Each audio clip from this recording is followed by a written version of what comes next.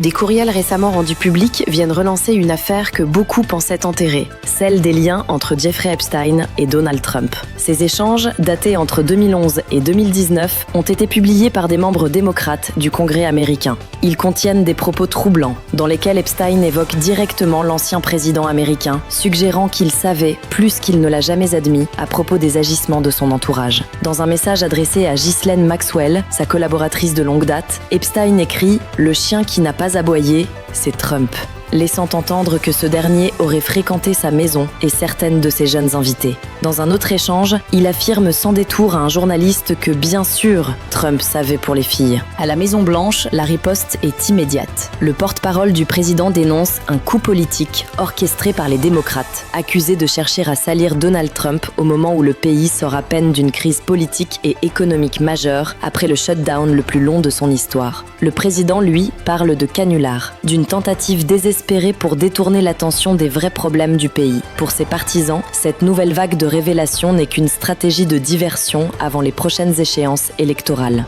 Mais la fuite de ces emails provoque une onde de choc à Washington, car au-delà de la querelle partisane, il soulève des questions fondamentales. Que savait réellement Donald Trump de Jeffrey Epstein? Quelle était la nature exacte de leur relation? Les deux hommes ont été proches dans les années 1990, avant que Trump ne prenne publiquement ses distances en affirmant qu'il n'était plus fan d'Epstein depuis longtemps. Pourtant, des témoins et des photos attestent de rencontres répétées, notamment en Floride et à New York, dans les années où Epstein menait sa double vie d'homme d'affaires et de prédateur sexuel. Les démocrates exigent désormais la publication complète des Epstein Files, l'ensemble des documents saisis par le département de la justice et encore sous scellé.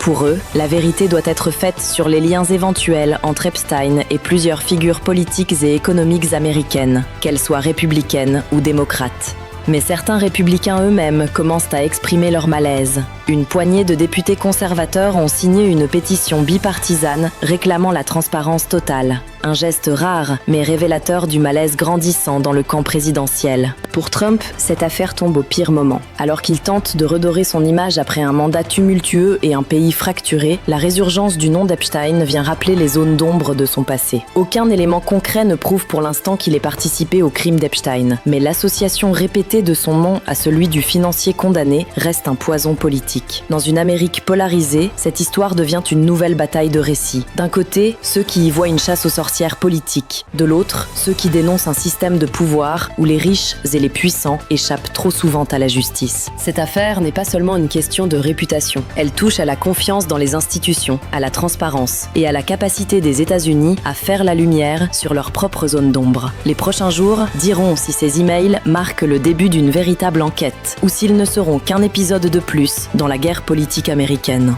Et vous, qu'en pensez-vous? Dites-le en commentaire. Et si tu veux suivre les actualités économiques et politiques en quelques minutes par jour, abonne-toi à notre page et active la cloche de notification.